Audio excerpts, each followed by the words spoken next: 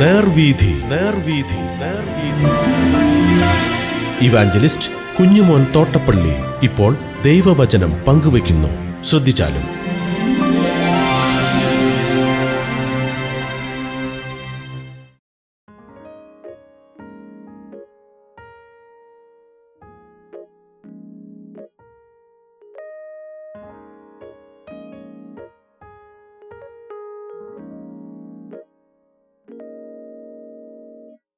യെശയ്യാപ്രവചനം 21 അധ്യായം.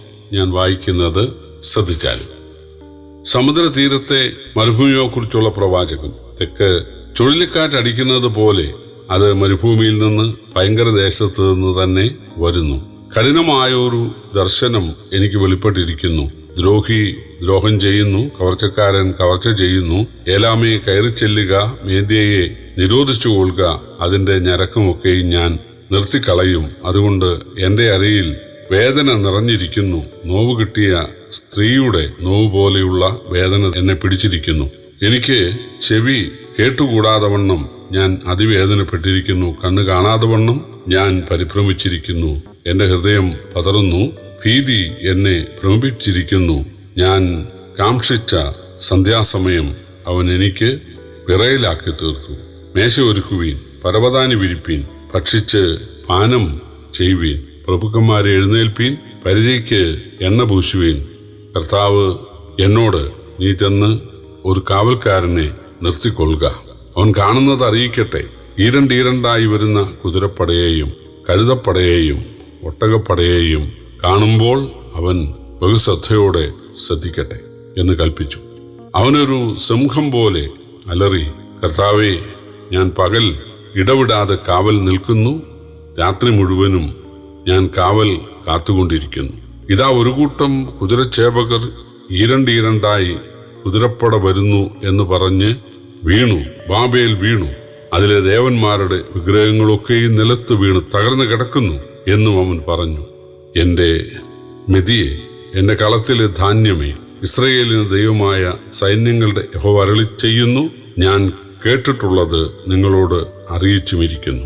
ധൂമയെക്കുറിച്ചുള്ള പ്രവാചകൻ. കാവൽക്കാര രാത്രി എന്തായി, കാവൽക്കാര രാത്രി എന്തായി എന്നൊരുത്തൻ സേരിൽ നിന്ന് എന്നോട് വിളിച്ചു ചോദിക്കുന്നു. അതിന് കാവൽക്കാരൻ, പ്രഭാതവും രാത്രിയും വന്നിരിക്കുന്നു, നിങ്ങൾക്ക് ചോദിക്കണമെങ്കിൽ ചോദിച്ചുകൊള്ളുവീൻ, പോയി വരുവീൻ എന്ന് പറഞ്ഞു. അറബ് ദേശത്തെക്കുറിച്ചുള്ള പ്രവാചകൻ. ദേദാന്യരുടെ സ്വാർത്ഥഗണങ്ങളായുള്ളവരെ, നിങ്ങൾ അറബിയിലെ കാട്ടിൽ രാപാർപ്പീൻ. തേമാദേശ നിവാസികളെ, നിങ്ങൾ ദാഹിച്ചിരിക്കുന്നവന് വെള്ളം കൊണ്ടു ചെല്ലുവീൻ. ഓടിപ്പോകുന്നവരെ അപ്പവുമായി ചെന്ന് എതിരേൽപ്പീൻ. അവർ വാളിനെ ഒഴിഞ്ഞ് ഓടിപ്പോകുന്നവരാകുന്നു. ഊരിയ വാളിനെയും കുലച്ച വില്ലിനെയും യുദ്ധത്തിന്റെ കൊടുമയെയും ഒഴിഞ്ഞ് ഓടുന്നവർ തന്നെ. കർത്താവ് ഇപ്രകാരം എന്നോട് അരുളി ചെയ്തു, കൂലിക്കാരന്റെ ആണ്ടുപോലെയുള്ള ഒരാണ്ടിനകം കേദാരിന്റെ മഹത്വമൊക്കെയും ക്ഷയിച്ചുപോകും. കേദാര്യരിൽ വീരന്മാരായ വില്ലാളികളുടെ കൂട്ടത്തിൽ ശേഷിക്കുന്നവർ ചുരുക്കമായിരിക്കും. ഇസ്രയേലിന്റെ ദൈവമായ യഹോവയല്ലോ അരുളി ചെയ്തിരിക്കുന്നത്. യെശയ്യാപ്രവചനം 21 അധ്യായത്തിലെ വളരെ പ്രസിദ്ധമായ ഒരു വാക്യമാണ്. കാവൽക്കാര രാത്രി എന്തായി എന്നൊരുത്തൻ വിളിച്ചു ചോദിക്കുന്നു. അതിന് കാവൽക്കാരൻ, പ്രഭാതവും രാത്രിയും വന്നിരിക്കുന്നു. ആ ചോദ്യത്തിനും ഉത്തരത്തിനും വലിയ അർത്ഥമുണ്ട്. ദൈവരാജ്യത്തെക്കുറിച്ചാണത്. അതായത് കർത്താവിനെ രക്ഷകനായി സ്വീകരിച്ചിരിക്കുന്ന ആളുകൾക്ക്, അവർക്ക് പ്രഭാതം, നീതി സൂര്യൻ ലോകോപശാന്തിയോടുകൂടി ഉദിക്കുമെന്ന് മലാക്കിയിൽ പറയുന്ന ആ കാര്യം അവർക്കുണ്ടാകും. എന്നാൽ യേശുവിനെ രക്ഷകനായി സ്വീകരിക്കാത്ത ആളുകളുടെ കാര്യം, അതും മലാക്കി 4:1 ചൂള പോലെ കത്തുന്ന ഒരു ദിവസം വരുന്നു, അന്ന് അഹങ്കാരികളൊക്കെയും താളടിയാകും. അത് ഏറ്റവും പുറത്തുള്ള ഇരുട്ടിലേക്ക് ദൈവം ആളുകളെ തള്ളിക്കളയുന്ന ന്യായവിധിയുടെ കാര്യമാണ്. അപ്പോൾ ദൈവത്തിന്റെ പ്രസാദവർഷവും പ്രതികാര ദിവസവും എന്ന് യെശയ്യാപ്രവചനം ഉദ്ധരിച്ചുകൊണ്ട് അറിഞ്ഞത് തന്നെയാണ് ഇവിടെ പറയുന്നത്.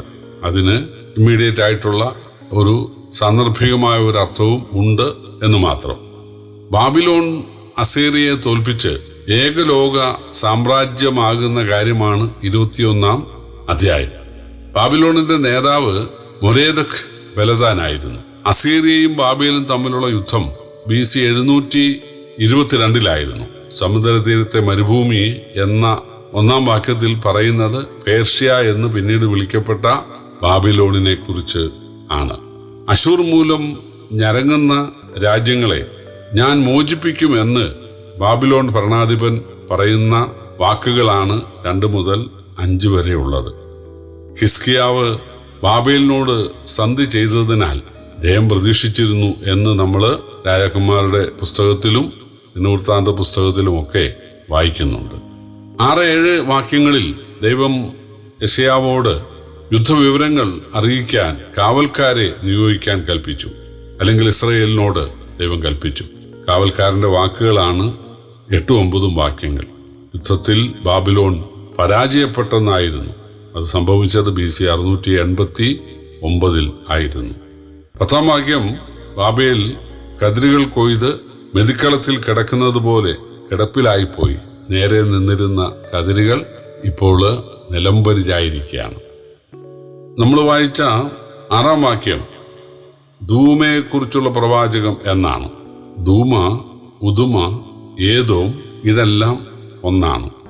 സെയീർ എന്നുള്ളത് ഏദോമിലെ ഒരു പർവ്വതമാണ്. ഏദോമിന് നല്ല കാലം വരുമോ എന്നാണ് ഒരാൾ ചോദിക്കുന്നത് കാവൽക്കാരനോട്.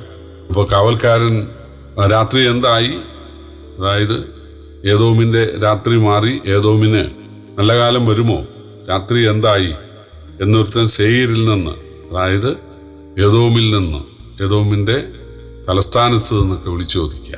അപ്പോൾ മറുപടി പ്രഭാതവും രാത്രിയും വന്നിരിക്കുന്നു എന്ന് പറഞ്ഞാൽ ഏദോമിന് ഒരു ചെറിയ വിടുതലൊക്കെ ഉണ്ടാവുമെങ്കിലും താമസിക്കാതെ രാത്രി വരും എന്നാണ്. 13-ാം വാക്യം അറേബ്യയുടെ പതനമാണ് വിഷയം. ദേദാൻ, തേമ, കേദാർ ഇതെല്ലാം അറേബ്യൻ പട്ടണങ്ങളാണ്. ഒരാണ്ടിനകം അറേബ്യ ക്ഷയിക്കും എന്നായിരുന്നു പ്രവാചകൻ പറഞ്ഞത്. പ്രിയപ്പെട്ടവരെ, ഇവിടെ നമുക്ക് മനസ്സിലാക്കാവുന്ന ഒരു കാര്യം അശൂരിനെ കുറിച്ച്, ബാബിലോണിനെ കുറിച്ച്, അതുപോലെ ഏദോമിനെ കുറിച്ച്, അറേബ്യയെക്കുറിച്ച് എല്ലാം ഈ അധ്യായത്തിൽ പറയുകയാണ്. പ്രിയപ്പെട്ടവരെ, ദൈവത്തിന് ഇസ്രയേലുമായിട്ട് മാത്രമല്ല കാര്യമുള്ളത്. അതിൻ്റെ ചുറ്റുമുള്ള രാജ്യങ്ങളിൽ ആര് ഭരിക്കണം, ആര് ജയിക്കണം, ആര് തോൽക്കണം, ഇതൊക്കെ തീരുമാനിക്കുന്നത് വാസ്തവത്തിൽ യഹോവയായ ദൈവമാണ്. യഹോവ ഇസ്രയേലിൻ്റെ കാര്യം മാത്രം ശ്രദ്ധിക്കുന്നവനല്ല. യഹോവ സകല രാജ്യത്വങ്ങളുടെ മേലും വാഴുന്ന രാജാതിരാജാവാണ്.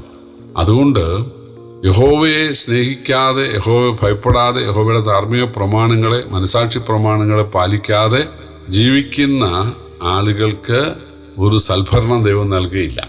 കഠിനന്മാരായ, മൂർഖന്മാരായ നേതാക്കളെ ദൈവം നൽകുകയുള്ളൂ. ആ നേതാക്കൾ നിമിത്തം അവർ എളിവിരി കൊള്ളാൻ ഇടയായിത്തീരും. അവർ ബൈബിള് വശമുള്ളവരല്ല, കാരണം അവർ പുറജാതികളാണ്. പക്ഷെ ദൈവ മനസാക്ഷിയിലൂടെ അവർക്ക് പ്രമാണങ്ങൾ നൽകിയിട്ടുണ്ട്. അതുപോലെ ഇസ്രായേൽ എന്ന ജനപദത്തിൻ്റെ അവരുടെ വളർച്ച, അവരുടെ ആരാധന, ഇതൊക്കെ അവർക്ക് കണ്ട് യഹോവയിലേക്ക് വരാം. മാത്രവുമല്ല, ഇസ്രായേലിലെ പ്രവാചകന്മാർ ഇവിടെയൊക്കെ പോയി പ്രസംഗിക്കാറുണ്ട്. ദൈവം യോനയെ അയച്ചത് ഒരു പ്രജാതി രാജ്യത്തേക്കല്ലേ, നിനവയിലേക്ക്. അതുപോലെ ദൈവം തൻ്റെ ധാർമ്മിക പ്രമാണങ്ങൾ അറിയിക്കാൻ മറ്റ് രാജ്യങ്ങളിലേക്ക് ആളുകളെ അയക്കുക, പ്രവാചകന്മാരെ അയക്കുക പതിവായിരുന്നു. പക്ഷേ ആ പ്രവാചകന്മാരുടെ വാക്ക് കേൾക്കാനോ മനസാക്ഷിയിലൂടെയുള്ള പ്രമാണങ്ങളെ പാലിക്കാനോ മനസ്സ് വയ്ക്കാതെ മതനേതാക്കൾ പറഞ്ഞ അന്ധതയും അബദ്ധങ്ങളുമൊക്കെ വിശ്വസിച്ച് ജീവിക്കുക മാത്രമല്ല, അവർ മ്ലേച്ഛത പ്രവർത്തിക്കാനിടയായി.